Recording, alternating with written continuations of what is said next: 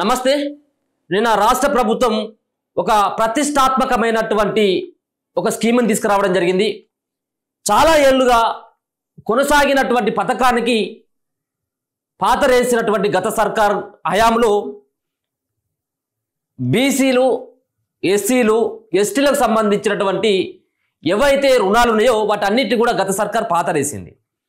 So ఎవరైతే నిరుద్యోగులు ఉన్నారో వాళ్ళకి ఉపాధి కల్పించాలన్నటువంటి ఉద్దేశంతో గతంలో అంటే ఉమ్మడి ఆంధ్రప్రదేశ్ ఉన్నటువంటి సందర్భంలో ఇటువంటి రుణాలు ఇచ్చేది. బీసీలకు, ఎస్సీలకు, ఎస్టీలకు అలా ఆ గ్రామానికి ఇన్ని అని చెప్పేసి ఇచ్చేది. సో వాటన్నిటికీ కూడా కేసీఆర్ గవర్నమెంట్ వచ్చిన తర్వాత వాటన్నిటి కూడా ఊసే మర్చిపోయింది.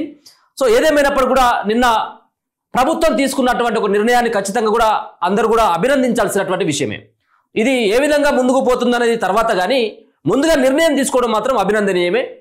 నిన్న ముఖ్యమంత్రి రేవంత్ రెడ్డి, ఉప ముఖ్యమంత్రి భట్టి గారి సమక్షంలో మరి బీసీలకి, ఎస్సీలకి, ఎస్టీలకు సంబంధించినటువంటి రుణాల కోసం దానికి రాజీవ్ యువ వికాసం అన్నటువంటి పేరు మీద మీరు బీసీలు, ఎస్సీలు, ఎస్టీలు ఎవరైతే ఉన్నారో వాళ్ళకి, నిరుద్యోగులకి ముఖ్యంగా వాళ్ళకి ఉపాధి అవకాశాలు కల్పించాలన్నటువంటి ఉద్దేశంతో నిన్న ఒక భారీ ప్రాజెక్టుకి రూపకల్పన జరిగింది.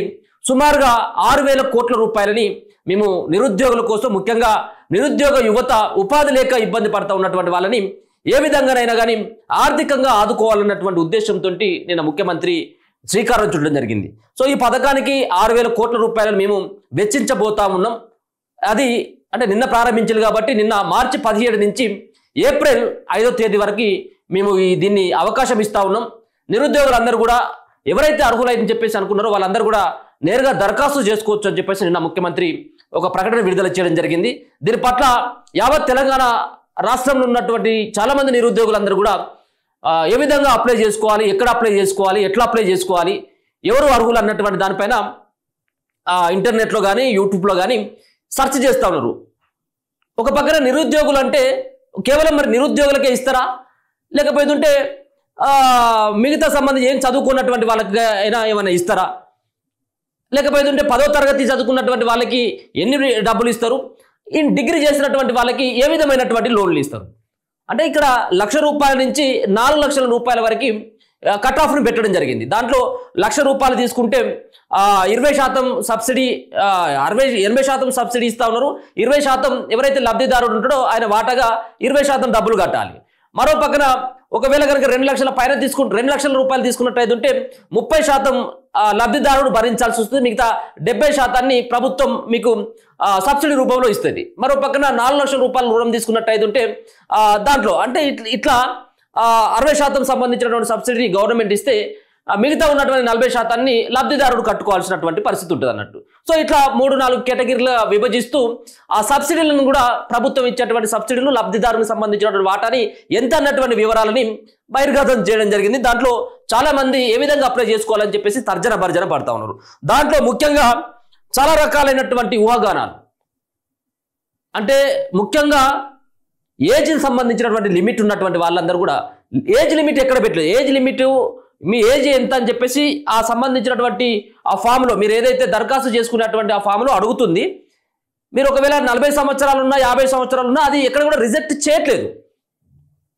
మరో పక్కన మీరు ఎస్ఎస్సి చదివిలా, ఇంటర్ చదివిలా, మీరు డిగ్రీ చదివిలా, ఎంత చదివిలా అని చెప్పేసి మాత్రమే అడుగుతుంది.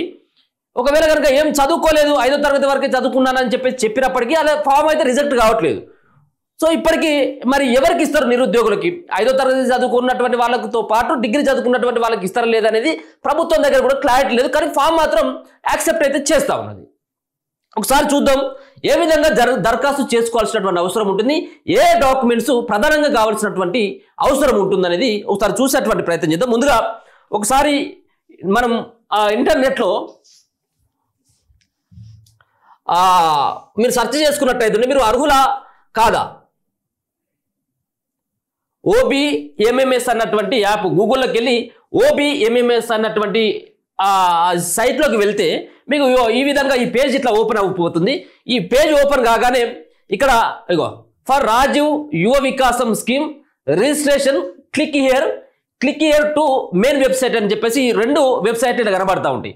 OBMMS అన్నటువంటి సైట్లోకి వెళ్తే అక్కడ ఈ 2 సంబంధించినటువంటి పేర్లతోటి ఇక్కడ క్లిక్ చేస్తారు, ఇక్కడ క్లిక్ చేస్తారు అనేది మీకు ఇక్కడ ఆప్షన్ ఇస్తే ఇక్కడ ఫర్ రాజీవ్ యువ Vikas scheme registration click here అని చెప్పేసి మీరు ఇక్కడ క్లిక్ చేసినట్టయితే పైన ముఖ్యమంత్రి గారి ఫోటో అలాగే ఉప ముఖ్యమంత్రి గారి ఫోటోతోటి ఇక్కడ ఆన్లైన్లో అప్లికేషన్ మీరు పెట్టుకోవచ్చు అని చెప్పేసి ఇట్లా ఓపెన్ అవుతుంది. ఎవరైనా ఎక్కడైనా కానీ మీరు దరఖాస్తు చేసుకోవచ్చు, ఇంటర్నెట్ సెంటర్లో కానీ మీ సేవలో కానీ ఎక్కడైనా మీరు దరఖాస్తు చేసుకోవచ్చు. కానీ దరఖాస్తు చేసుకునే కంటే ముందు ఎవరైతే దరఖాస్తుదారుడు ఉంటాడో ఆయన పట్టుకెళ్లాల్సినటువంటి పత్రాలు కూడా కొన్ని ఉంటాయి.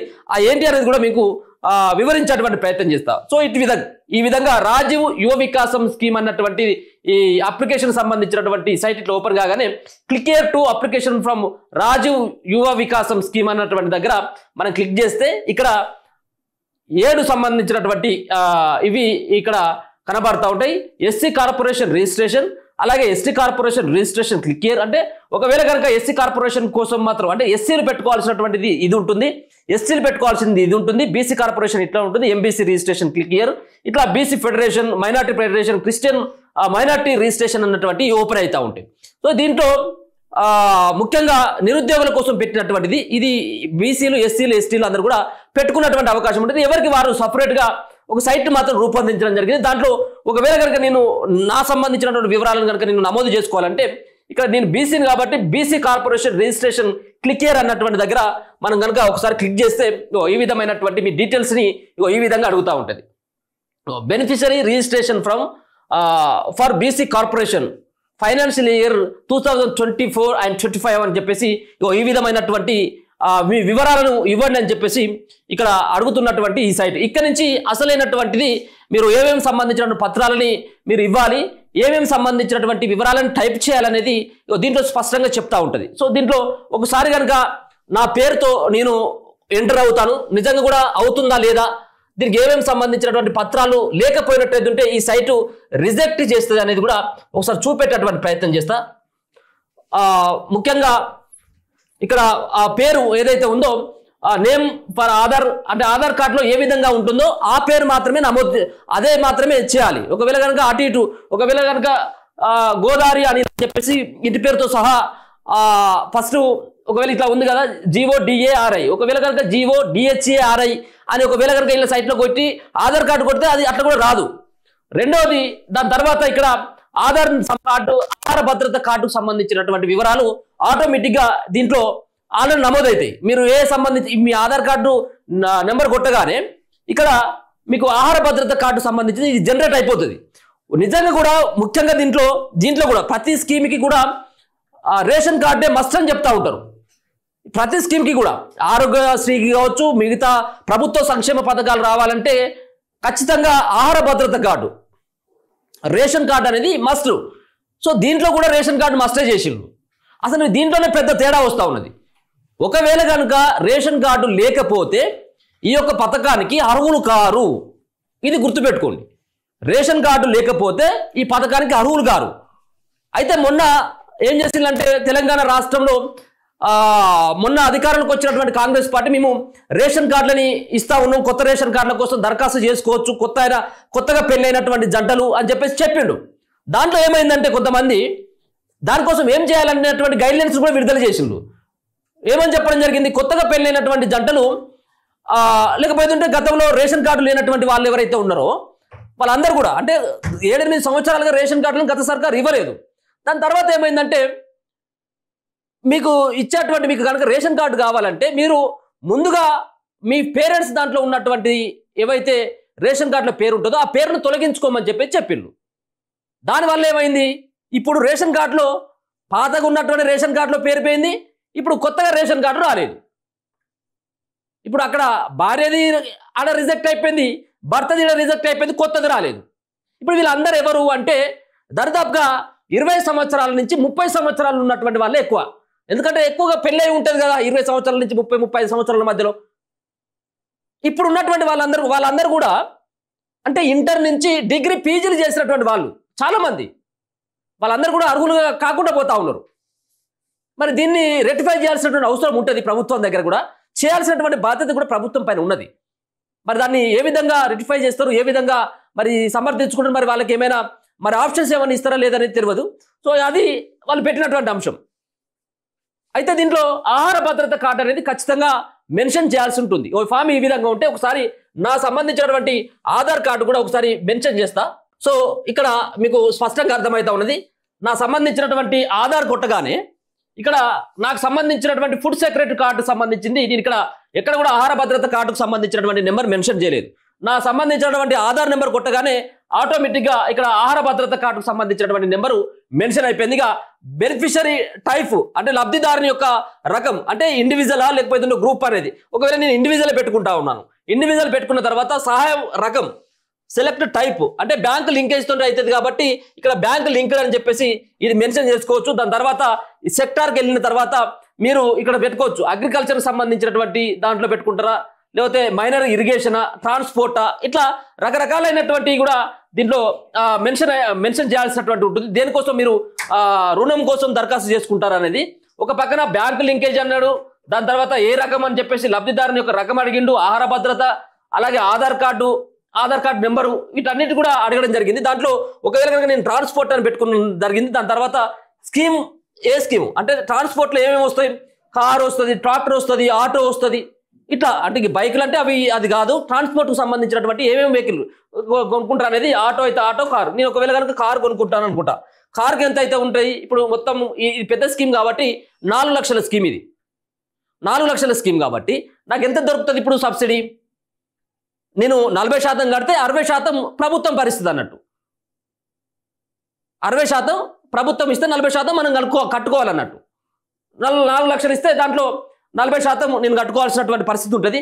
అలాగే మీకు ఒకవేళ కనుక ₹1,00,000 కనుక ఆ రుణం కనుక పెట్టుకున్నట్టు అయితే ఉంటే అంటే లక్షకు ఏమొస్తుంది? ఒకవేళ కనుక ఏదైనా చిన్న షాప్ పెట్టుకోవాలని చెప్పేసి చిన్న షాప్ ఏదైనా పెట్టుకోవాలనుకుంటే ఒకవేళ మీరు ₹1,00,000 దరఖాస్తు చేసుకుంటే మీకు 80% ప్రభుత్వమే భరిస్తుంది, 20% మాత్రమే మీరు కట్టుకోవాల్సినటువంటి పరిస్థితి ఉంటుంది. నేను దీంట్లో ₹4 లక్షల రుణం నేను మెన్షన్ చేయడం జరిగింది. దాని తర్వాత ఇది ఫస్ట్ వచ్చేది. దాని తర్వాత అసలైనటువంటిది సైటు. దీంట్లో ఏమేమి కావాలి, డిస్ట్రిక్ట్ అడుగుతా ఉన్నది, దాని తర్వాత పంచాయతీ కాలనీ అడుగుతా ఉన్నది, ఇక మండలం, విలేజ్ ఇవన్నీ కూడా అడుగుతా ఉన్నది. ఇక లబ్ధిదారుని రకం, సెక్టార్, స్కీము ఇదంతా కూడా ఇగో సబ్సిడీ ఇదంతా కూడా యాడ్ చేయాలి. ఇక బ్యాంకు ఒకవేళ కనుక బ్యాంకుకు సంబంధించినటువంటి బ్యాంక్ నేమ్ కూడా అడుగుతూ ఉంటుంది. బ్యాంక్ నేము, IFSC ఈ కోడ్, బ్రాంచ్ ఎక్కడ, ప్యాన్ నెంబర్ ఉంటే ప్యాన్ నెంబరు, ఇవన్నీ దీనిలో మెన్షన్ చేయాల్సినటువంటి అవసరం ఉంటుంది. ఇక్కడ ముఖ్యంగా వయస్సు, ఏజ్ సైతం కూడా అడుగుతూ ఉన్నది. ఏజ్ అయితే ఆధార్ కార్డులో ఏదైతే వయసు ఉంటుందో ఆ వయసు. ముందుగా అయితే మాత్రం దరఖాస్తు మాత్రం అందరినీ తీసుకుంటా ఉన్నది. అందరినీ తీసుకోవడం మీన్స్ రేషన్ కార్డు లేకపోతే మాత్రమే రిజెక్ట్ అవుతుంది. ఇక మిగతా మీరు 80 సంవత్సరాలు ఉండని, మీరు 60 సంవత్సరాలు ఉన్నా కానీ ఈ సైట్ మాత్రం తీసుకుంటా ఉన్నది. దీంట్లో మీ వృత్తి ఏం చేస్తారు, అలాగే మొబైల్ నెంబర్ కావాలి, పుట్టిన తేదీ, ఇట్లా క్యాస్ట్, ఇన్కమ్, వీటన్నిటి కూడా నేను చెప్తా. పత్రాలు ఏం కావాలనేది నేను ఒకసారి చెప్పేటువంటి ప్రయత్నం చేస్తా. సో ఇవంతా కూడా అడుగుతూ ఉన్నది. దాని తర్వాత ఇక్కడ మీరు అప్లోడ్ చేయాల్సినటువంటి ఏంటి అంటే లబ్ధిదారుని యొక్క ఫోటో, పాన్ కార్డు, అలాగే ఫైల్ ఏదైతే క్యాస్ట్, ఇన్కమ్ సంబంధించినవి. సో మీకు ఒక ఈ సైట్ను చూపెట్టాలి, ఈ రకంగా ఉంటుంది అనేది మీకు నేను చూపెట్టేటువంటి ప్రయత్నం చేసిన. దాంతోపాటు ఏమేమి కావాలనేది మీకు ఒకసారి వివరించేటువంటి ప్రయత్నం అయితే చేస్తా. ఏమేమి పత్రాలు మనకు అవసరం ఉంటాయి, ముఖ్యంగా మీరు ఏదైతే మీ సేవా కేంద్రానికో లేకపోతే ఉంటే దగ్గరలో ఉన్నటువంటి ఇంటర్నెట్ సెంటర్కి, ఎందుకంటే మనం స్కాన్ చేసుకోవాలి కాబట్టి మనం పట్టుకెళ్ళేటువంటి ఫోటో కానీ క్యాస్ట్, ఇన్కమ్ సంబంధించినటువంటి మిగతా ఏదైతే పత్రాలు ఉంటాయో ఆ పత్రాలను స్కాన్ చేయాల్సినటువంటి అవసరం ఉంటుంది. కాబట్టి ముఖ్యంగా మీరు వెళ్ళేటప్పుడు వీటన్నిటి కూడా పట్టుకెళ్లాల్సినటువంటి అవసరం ఉంటుంది. ముఖ్యంగా మీరు ఏమేమి పట్టుకువెళ్ళాలి అక్కడికంటే రాజీవ్ యువ వికాస్ కావాల్సినటువంటి ఏమేమైతే పత్రాలు కావాలనో ముందుగా ఆధార్ కార్డు, మనకు ముందుగా Aadhaar card must. Aadhaar card లేకపోతే మీకు అసలే రాదు అనేది. దాని తర్వాత ఆధార్ కార్డు తర్వాత మీకు రేషన్ కార్డు అనేది ఖచ్చితంగా దీంట్లో అవసరమే. మీకు ఆధార్ కార్డు ఉండి రేషన్ కార్డు లేకపోతే, రేషన్ కార్డులో పేరుండి ఆధార్ కార్డు నెంబర్ లేకపోతే అది దండగా. కాబట్టి ఆధార్ కార్డు సంబంధించినటువంటి పేరు, అలాగే ఆ పక్కన మీ ఆధార్ కార్డు నెంబర్ కొట్టినట్టయితే ఉంటే ఆటోమేటిక్గా రేషన్ కార్డు జనరేట్ అవుతుంది. రేషన్ కార్డు నెంబర్ కనుక లేకపోయినట్టయితే ఉంటే మీది ఆ ఫామ్ని యాక్సెప్ట్ చేయదు. దాని తర్వాత ఆదాయం మరియు కులం, ఆదాయం మరియు కులం. సో కులం ఎక్కడ కూడా చేంజ్ కాదు కాబట్టి ఒకసారి పాతగా మనం ఒక 2 సంవత్సరాల కిందనో 5 సంవత్సరాల కిందనో 10 సంవత్సరాల కింద తీసుకున్నప్పటికీ కులం ఎక్కడ కూడా చేంజ్ కాదు, కానీ ఆదాయం చేంజ్ అవుతూ ఉంటుంది. అందుకని చెప్పేసి మనం ఈ మధ్యలో తీసుకున్నటువంటి దాదాపుగా 2 నెలల క్రితం ఒకవేళ కనుక ఆదాయం సర్టిఫికేట్ కనుక తీసుకున్నట్టయితే మీరు మళ్ళీ ఆదాయ సర్టిఫికేట్ తీసుకోవాల్సినటువంటి అవసరం లేదు. కాబట్టి మీరు మీ సేవలో ముందుగా ఆదాయం సర్టిఫికేట్తో పాటు కుల సర్టిఫికేట్ కూడా ఒకసారి అవసరమైనట్టు మళ్ళీ అప్లై చేసుకోండి, లేకపోతే పాత ఉంటే ఇబ్బంది ఏం లేదు. అందుకని చెప్పేసి ఆదాయ సర్టిఫికేట్ ముందుగా మీ సేవకి వెళ్ళే కంటే ముందు, ఎందుకంటే మనం మీ సేవలో ఆదాయం కులం సంబంధించిన సర్టిఫికేట్ దరఖాస్తు చేసుకున్న తర్వాత ఓ వారం 10 రోజులలో వస్తాయి. ఇవి లేకుండా మనం పోయి దరఖాస్తు చేసుకున్నా అది యాక్సెప్ట్ చేయదు. అందుకని చెప్పేసి మీరు ముందుగా కులం ఆదాయ సర్టిఫికేట్లని మీ సేవలో అప్లై చేసుకోవాల్సినటువంటి అవసరం ఉంటుంది. దాని తర్వాత ఒక పాస్ ఫోటో కావాలి. దాని తర్వాత మొబైల్ నెంబర్ అనేది అది ఖచ్చితంగా మీకు, ఎందుకంటే ఓటీపీ వస్తుంది. ఇక హైయెస్ట్ క్వాలిఫికేషన్, అలా కేవలం మీరు ఎంత చదువుకున్నారని చెప్పేసి అడుగుతా ఉన్నది, కానీ మీరు సంబంధించిన సర్టిఫికేట్ మీరు స్కాన్ చేసుకుంటామని అడగట్లేదు. కాబట్టి మీరు ఒకవేళ దాని తర్వాత మీరు ఒకవేళ అధికారులు మీకు ఎంక్వైరీకి వచ్చినటువంటి సందర్భంలో ఒకవేళ మీరు 10వ తరగతి చదువుకొని నేను పీజీ చేసినని చెప్పేసి అలా మీరు మెన్షన్ చేసిన అనుకో, ఒకవేళ సర్టిఫికేట్ వెరిఫై చేసేటప్పుడు పీజీ సర్టిఫికేట్ ఏదంటే రిజెక్ట్ అయినా అవుతుంది. కాబట్టి మీరు ఎంత చదువుకున్నారో అంత మాత్రమే మీ సంబంధించినటువంటి ఆ ఫామ్లో ఫిల్ చేయండి. హైయెస్ట్ ఎక్కడి వరకు చదువుకున్నారో అది మాత్రమే మెన్షన్ చేయండి. మీరు ఇంటర్ చదువుకొని డిగ్రీ అని ఒక డిగ్రీ చదువుకున్నప్పుడు కూడా 10 అని చెప్పేసి పెట్టుకోకండి. మీరు ఏదో చదివితే అదే మాత్రమే పెట్టుకోండి. దాని తర్వాత బ్యాంకు పాస్బుక్తో పాటు పాన్ కార్డు ఉంటే మాత్రం చేయండి, అది మస్ట్ ఏం కాదు. ఇవన్నీ కూడా బ్యాంకు సంబంధించినటువంటి ఐఎఫ్ఎస్సి నెంబరు కూడా మీరు దానిలో మెన్షన్ చేయాల్సినటువంటి అవసరం ఉంటుంది. కాబట్టి ఒకసారి ఆ బ్యాంకు బుక్ కూడా మీరు మీ సేవకు పట్టుకెళ్ళినట్టయితే అక్కడ మీకు ఎలాంటి ఇబ్బందులు ఉండేటువంటి ఆవశ్యకత ఉండదు. కాబట్టి మీరు కావాల్సిన ఆధార్ కార్డు, రేషన్ కార్డు, కులం అండ్ ఆదాయం, ఫోటో, మొబైల్ నెంబర్, మీ స్టడీ సర్టిఫికేట్తో పాటు బ్యాంక్ పాస్బుక్, పాన్ కార్డు ఉంటే పాన్ కార్డు కూడా తీసుకువెళ్లాల్సినటువంటి బాధ్యత మీ పైన ఉన్నది. వీళ్ళందరూ ఇవన్నీ తీసుకుపోయి మీ సేవలో లేకపోతే సంబంధించినటువంటి ఏదైతే ఇంటర్నెట్ సెంటర్ ఉంటుందో అక్కడ మీరు దరఖాస్తు చేసుకోవాల్సినటువంటి అవసరం ఉంటుంది. ఒకసారి చూద్దాం దీనికి సంబంధించినటువంటి వివరాలను కనుక ఒకసారి చూస్తే, ఇంతకుముందు నేను చెప్పినటువంటి తిరిగినే తెలంగాణ యువత కోసం రేవంత్ రెడ్డి ప్రభుత్వం మరో సరికొత్త పథకాన్ని తీసుకురావడం జరిగింది. దీంట్లో ఏదైతే 4 లక్షల ఆర్థిక సాయం చేయనుంది. అంటే ఒకవేళ కనుక రాజీవ్ యువ వికాసం కింద ఎస్సీ, ఎస్టీ, బీసీ, మైనార్టీ వర్గాలకు చెందినటువంటి యువత ఈ పథకం కోసం దరఖాస్తు చేసుకోవచ్చు. మార్చి 17 అంటే నిన్నటి నుంచి 5వ తారీఖు వచ్చే నెల వరకు దరఖాస్తు చేసుకోవచ్చు. ఇక లోన్ మొత్తాన్ని బట్టి 60% నుంచి 80% వరకు సబ్సిడీ వస్తుంది. ఈ పథకం ద్వారా తెలంగాణ వ్యాప్తంగా ఉన్న ఎస్సీ, ఎస్టీ, బీసీ, మైనార్టీ వర్గాలకు చెందిన 5 లక్షల మంది నిరుద్యోగులు లబ్ధి పొందనున్నారు. అయితే ఈ పథకానికి ఎలా దరఖాస్తు చేసుకోవాలన్నటువంటి సందేహం కూడా ఉన్నది. ముఖ్యంగా ఎస్సీ, ఎస్టీ, బీసీలు, మైనార్టీలు కూడా దరఖాస్తు చేసుకోవచ్చు. నిన్న ఒక విషయం చెప్పడం జరిగింది ముఖ్యమంత్రి రేవంత్ రెడ్డి గారు. అంటే ఒక నియోజకవర్గానికి 4000 మంది చొప్పున మేము రుణాలను ఇవ్వబోతా ఉన్నామని చెప్పేసి. అంటే దీన్ని బట్టి చూస్తే ఒక్కొక్క గ్రామానికి 25 నుంచి 30 మందికి సెలెక్ట్ చేస్తారు ఖచ్చితంగా. అంటే దీన్ని బట్టి చూస్తే ఒకవేళ కనుక ఒక్కొక్క నియోజకవర్గంలో 5 మండలాలు ఉంటే, 4 మండలాలు ఉంటాయి. ఈ విధంగా మనం ఒకవేళ క్యాల్కులేషన్ చేసుకున్నప్పుడు కూడా ఒక్కొక్క గ్రామానికి 25 నుంచి 30 మందిని సెలెక్ట్ చేసేటువంటి పరిస్థితి ఉంటుంది. దాంట్లో ఎస్సీలకు ఒక 10 మంది, ఎస్టీలకు ఒక 10 మందికి, అలాగే బీసీలకు సంబంధించినటువంటి 10 మంది, ఇట్లా రకరకాలైనటువంటి వర్గాల నుంచి, ముఖ్యంగా ఎందుకంటే ఎవరు అప్లై చేసుకున్నా కానీ మైనార్టీలు అప్లై చేసుకున్నప్పుడు కూడా దాంట్లో ఉన్నటువంటి కొంతమందిని సెలెక్ట్ చేసి ఆ గ్రామంలో అన్ని వర్గాలకి మేము న్యాయం చేసినటువంటి ప్రయత్నం చేస్తూ ఉంది కాంగ్రెస్ పార్టీ. వాళ్ళందరికీ కూడా 6,000 కోట్ల రూపాయలను కూడా మేము ఇప్పటికే పక్కకు పెట్టిమంటే మరి వాళ్ళు పక్కకు పెట్టినా లేదా మరి దేనికోసం అనేది తెలియదు. కానీ మొత్తానికైతే ఒక గొప్ప నిర్ణయం అయితే చెప్పుకోవచ్చు. ఎందుకంటే గతంలో ఉన్నటువంటి ప్రభుత్వాలు ఉన్నటువంటి స్కీమ్లను బంద్ పెట్టినటువంటి పరిస్థితి ఉన్నది. కానీ ఇప్పుడు పాత పథకాలను మళ్ళీ తెర మీదకి తీసుకుని వచ్చి మేము రుణాలు ఇస్తామని చెప్పేసి చెప్పడం ఇది నిజంగా కూడా మెచ్చుకోవాల్సినటువంటి ఒక గొప్ప విషయంగానే, ఒక గొప్ప నిర్ణయంగానే చెప్పుకోవచ్చు. ఇది ఏ విధంగా ముంగడబడుతుంది, ఇది నిజంగా కూడా ఇస్తారా ఇవ్వరా? ఇప్పటికే లోటు బడ్జెట్ ఆల్రెడీ ఖాళీ సంచుల కాడ కొట్లాట అయిపోతా ఉన్నది. ఇక్కడ అంతా కూడా ఏమి కాలి బిందెలే కనబడతా ఉన్నాయి, లంక బిందెలు అని చెప్పేసి ఏదైతే రేవంత్ రెడ్డి అన్నాడో, మరి డబ్బులు ఉన్నాయా లేదనే తర్వాత కానీ ఈ స్కీమ్ మాత్రం ఒక మంచి స్కీమ్. ఇది ఒకవేళ కనుక ఇంప్లిమెంట్ చేసినట్టయితే గ్రామాలలో కొంత రానున్నటువంటి రోజులలో కాంగ్రెస్ పార్టీ పైన అభిమానం పెరిగేటువంటి అవకాశం ఉంటుంది. ఇది మరి నిజంగా కూడా గ్రామ పంచాయతీ ఎన్నికల దగ్గరకు వస్తూ ఉన్నాయి కాబట్టి ఇది నాటకం అనుకోవాలా, లేకపోతే మరి అది మభ్యపెట్టడం అనుకోవచ్చా? నిజంగా కూడా యువత మీద ప్రేమ ఉంది. మరి ఏదైతే గతంలో మేనిఫెస్టోలో పెట్టినటువంటి నిరుద్యోగులకి మేము వృత్తి ఇస్తామని చెప్పడం జరిగింది కాబట్టి ఆ వృత్తి బదులుగా ఇది ఏమైనా ఇస్తా ఉన్నారు అనేది కూడా కొంత చూడాలి. ఇది నిజంగా కూడా ఒక మంచి స్కీమ్ అని చెప్పుకోవచ్చు. దీంట్లో ఇంతకుముందు నేను చెప్పినట్టుగానే ఏ విధంగా దరఖాస్తు చేసుకోవాలి, ఏ సైట్ ఓపెన్ చేయాలనేది ఇక్కడ పూర్తిగా ఇంతకుముందు మీకు వివరించేటువంటి ప్రయత్నం చేయడం జరిగింది.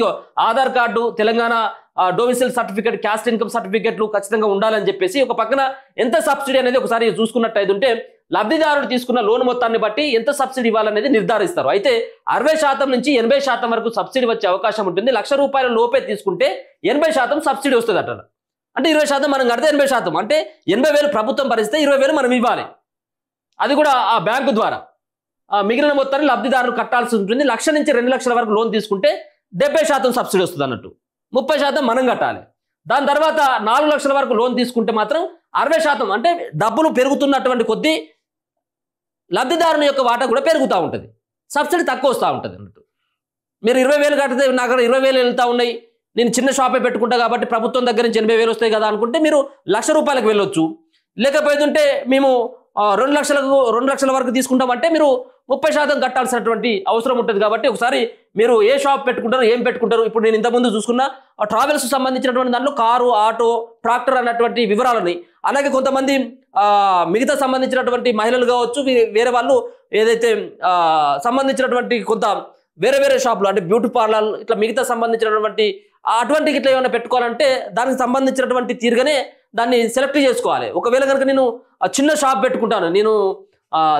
పెట్టుకుంటాను, దానికి అయ్యేటువంటి ఖర్చు ₹1,00,000 ఖర్చే, కానీ మేము 4,00,000 అంటే ఉంటే మళ్ళీ అది కూడా రిజెక్ట్ అయ్యేటువంటి అవకాశం ఉంటుంది. కాబట్టి మీరు దానికి తగ్గట్టుగా ఏదైతే మీరు 4,00,000 పెట్టుకున్నప్పుడు దానికి ఏ విధంగా ఏది సూటబుల్ అవుతుంది అనేది ముందుగా మీరు నిర్ధారించుకొని మీరు మీ సేవకు వెళ్ళాల్సినటువంటి అవసరం ఉంటుంది. ముందుగా ఇక్కడ మీరు అప్లై చేసేటువంటి సైట్ను కూడా మీకు ఇంతకుముందే నేను చూపెట్టడం జరిగింది.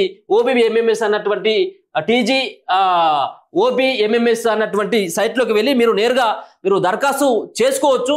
మీరు ముందుగా ఒకవేళ కనుక మేము నిజంగా కూడా మీరు దరఖాస్తుదారులు కాదా అన్నప్పుడు మీరు ముందుగా మీ సేవకు వెళ్ళే కంటే ముందే మీరు ఒకవేళ కనుక మీరు OBMMS అన్నటువంటి సైట్లోకి వెళ్ళిన తర్వాత ఈ విధమైనటువంటి సైట్ ఓపెన్ అయిన తర్వాత దీన్ని ఓపెన్ చేసిన తర్వాత మీరు ఒకవేళ కనుక బీసీలు అయితే బీసీల దగ్గర మీరు ఆధార్ నెంబర్ని మీరు ఎంటర్ చేయగానే ఇక్కడ ఒకవేళ కనుక ఫుడ్ సెక్యూరిటీ కార్డు, ఆహార భద్రత కార్డు కనుక రాకపోయినట్టయితే ఉంటే మీరు ఎలిజిబుల్ కాదు. ఇక్కడి వరకు మీరు స్టాప్ చేసుకోవాల్సింది. ఇక మీరు ముందుకు వెళ్ళాల్సినటువంటి అవసరం లేదు, అక్కడ మీది ఆల్రెడీ రిజెక్ట్ అయిపోయినట్టే. కాబట్టి ఆహార భద్రత కార్డు అనేది మస్ట్. మీకు ఉన్నదా లేదా అనేది తెలుసుకోవాలంటే మీ ఫోన్లో TG OBMMS అని చెప్పేసి ఆ సంబంధించిన సైట్లోకి వెళ్ళి దాంట్లో ఉన్నటువంటి ఈ వివరాలని ఆధార్ కార్డు నెంబర్ కొట్టగానే మీరు ఎలిజిబుల్ కాదనేది మీ రేషన్ కార్డు నెంబర్ కనుక ఇక్కడ ఆటోమేటిక్గా జనరేట్ అయితే మాత్రమే మీరు మిగతా సంబంధించినటువంటి ప్రాసెస్ అంతా పూర్తి చేయాలి. ఇది రాజీవ్ యువ వికాసం సంబంధించినటువంటి స్కీము. ఇది దాదాపుగా రాష్ట్రంలో ఉన్నటువంటి 5 లక్షల మందికి ఈ నిరుద్యోగులకు ఇవ్వాలన్నటువంటి ప్రయత్నం తెలంగాణ రాష్ట్ర సర్కార్ అయితే చేస్తూ ఉంది. ఇది మరి ఫిబ్రవరి 5వ తారీఖు వరకే మాత్రం లాస్ట్ డేట్ ఉన్నది. ఫిబ్రవరి 5వ తారీఖు తర్వాత ఇంకేమైనా డేట్ను పొడిగిస్తారా లేదనేది కూడా చూడాలి. చాలా మంది యువత అంతా కూడా ప్రభుత్వం ఇచ్చేటువంటి సబ్సిడీని సద్వినియోగం చేసుకోవాలన్నటువంటి భావనతో ఉన్నారు. గతంలో పాతరేసినటువంటి మళ్ళీ ఈ పథకానికి కొత్త రూపం తీసుకొచ్చినటువంటి కాంగ్రెస్ పార్టీ ఇచ్చేటువంటి సబ్సిడీ వినియోగించుకొని రానున్నటువంటి రోజులలో కొంత ఏదైతే ఆర్థికంగా స్థిరపడాలన్నటువంటి ఉద్దేశం నిరుద్యోగులలో కనబడతా ఉంది. కాబట్టి పెద్ద ఎత్తున కూడా 5 లక్షలు కాదు, చాలా దరఖాస్తులు వచ్చేటువంటి అవకాశం అయితే కనబడతా ఉంది. దీన్ని ఏ విధంగా ఎంపిక చేస్తారు, ఎవరు మరి సంబంధించినటువంటి దీన్ని ఒక పక్కన అర్హులైనప్పుడు కూడా ఎవరు ఎంపిక చేస్తారనేది కూడా చూడాలి. ఎవరు ఎంపిక చేస్తారని చెప్పేసి ముఖ్యమంత్రి రేవంత్ రెడ్డి గారు ఒక క్లారిటీ ఇవ్వడం జరిగింది. అంతా కూడా బాధ్యతని MROకో MPDOకో స్థానికంగా ఉండేటువంటి పంచాయతీ కార్యదర్శికి ఎక్కడ కూడా ఇవ్వలేదు. దయచేసి ఇది గుర్తించాల్సినటువంటి అవసరం ఉంటుంది. కేవలం ఎమ్మెల్యేలకు మాత్రమే బాధ్యత అప్పగించండు. మరి ఎమ్మెల్యేలకు బాధ్యత అప్పగించడం మరి ఇది కొంత మరి ఎమ్మెల్యేలకు బాధ్యత అప్పగిస్తే ఒకవేళ కనుక ఆ పార్టీకి సంబంధించినటువంటి కార్యకర్తల పేర్లు ఎక్కువ ఉంటాయి. అయినప్పటికీ కూడా పర్వాలేదు అన్నటువంటి విషయాన్ని కూడా ముఖ్యమంత్రి మెన్షన్ చేయడం జరిగింది. ఒకవేళ కాంగ్రెస్ పార్టీ కార్యకర్తలకు ఎట్లా ఇస్తా ఉన్నారు అని చెప్పేసి అంటే వాళ్ళు అర్హుల కాదా అనేది విధంగా చూడండి అని చెప్పేసి అంటా ఉన్నాడు. అంటే ఇప్పుడు ఈ రోజులలో అంటే గతంలో చదువుకున్నటువంటి వ్యక్తులు ఉండొచ్చేమో, కానీ ఇప్పుడు ఉన్నటువంటి వ్యక్తులు దాదాపుగా మీరు నాకు తెలిసి మీరు ఎవరు అప్లికేషన్ తీసుకున్నప్పటికీ 50 సంవత్సరాల వాళ్ళకి కూడా మీరు దరఖాస్తులు తీసుకున్నప్పటికీ నాకు తెలిసి ఏమైతే 35 నుంచి 40 సంవత్సరాల ఏజ్ లిమిట్ వాళ్ళకే ప్రియారిటీ ఇచ్చేటువంటి అవకాశం కనబడుతుంది, 20 నుంచి 40 సంవత్సరాల వరకు. అందుకని చెప్పేసి అందరూ కూడా ఇప్పుడు చదువుకున్నటువంటి వాళ్ళే దర్దాపుగా ఉంటారు, కనీసం 10th అయినా చదువుకునే ఉంటారు. నాకు తెలిసి ఇప్పుడు ఇంటర్ డిగ్రీ చేయనటువంటి వాళ్ళు ఎవరు లేరు కాబట్టి చాలా మంది అర్హులే ఉంటారు. అందులో కాంగ్రెస్ పార్టీ కార్యకర్తలు చాలా మంది ఉంటారు. మీరు వాళ్ళకైనా ఇవ్వచ్చు అని చెప్పేసి ఎమ్మెల్యేల మీద బాధ్యత అప్పగించింది కాబట్టి దాదాపుగా ఆ విధంగా కూడా చూసుకోవచ్చు. కాంగ్రెస్ పార్టీకి సంబంధించినటువంటి అంటే ఆ నియోజకవర్గంలో ఏ ఎమ్మెల్యే అయితే ఉంటాడో ఆ ఎమ్మెల్యేకి సంబంధించినటువంటి అనునాయకులకే ఎక్కువ వచ్చేటువంటి అవకాశం అయితే కనబడతా ఉంది. ఈ బాధ్యతని ఎమ్మెల్యే సర్టిఫై చేసినటువంటి వాళ్ళకే వచ్చేటువంటి అవకాశం కనబడతా ఉన్నది. ఇది ఒక రకంగా కాంగ్రెస్ పార్టీకి సంబంధించినటువంటి వాళ్ళకి అంటే ఏ పార్టీ సంబంధించినటువంటి ఎమ్మెల్యే ఇప్పుడు కాంగ్రెస్ పార్టీ అధికారంలో ఉంది కాబట్టి ఎక్కువగా ఆ పార్టీకి సంబంధించిన వాళ్ళకి ఇచ్చేటువంటి అవకాశం కనబడతా ఉంది. మరో పక్కన దీంట్లో మనం స్పష్టంగా చెప్పుకోవాల్సిన అంశం ఏంటంటే దీంట్లో ఒక రకంగా ఆ పార్టీ సంబంధించినటువంటి కార్యకర్తలని ఉత్సాహపరవచ్చేమో కానీ మిగతా వాళ్ళతో వ్యతిరేకంగా వచ్చేటువంటి అవకాశం కూడా స్పష్టంగా కనబడతా ఉంది. ఇప్పటికే కాంగ్రెస్ పార్టీ కార్యకర్తలు జెండాలు మోసిళ్ళు ఆ భుజాలు కాయలు కాసినాయి కాబట్టి వాళ్ళకి ఏమి ఇప్పటి వరకు కూడా ఏ ఉపాధి లేదు, ఏ పైసలు కూడా లేవు అని చెప్పేసి ఇప్పటికే గ్రామాలలో ఈ విధమైనటువంటి వాదన వస్తున్నటువంటి సందర్భంలో మరి వాళ్ళని ఆదుకోవడానికే ఈ పథకం తీసుకొచ్చి అన్నటువంటి ఆరోపణలు కూడా బలంగా వినబడతా ఉన్నాయి. సో ఏదేమైనప్పుడు కూడా ఇది సజావుగా అసలైనటువంటి లబ్ధిదారులకు కనుక ఈ పథకం కనుక చేరినట్టు అయితే నిజంగా కూడా ప్రభుత్వానికి వాట్సాప్ చెప్పాల్సినటువంటి అవసరం అయితే ఉంటుంది. చూద్దాం మరి ఇది ఏ విధంగా ముందుకు పోతుంది, ఇది ఎప్పటి వరకు ఫినిష్ అవుతుంది, ఎవరెవరు లబ్ధిదారులుగా ఉంటారు, సో గ్రామాలలో ఏ విధంగా లబ్ధిదారులని అసలైనటువంటి లబ్ధిదారులు అని చెప్పేసి నిర్ణయిస్తారనేది కూడా మనం చూడాల్సినటువంటి పరిస్థితి. చూస్తూనే ఉండండి మన తొలి వెలుగు.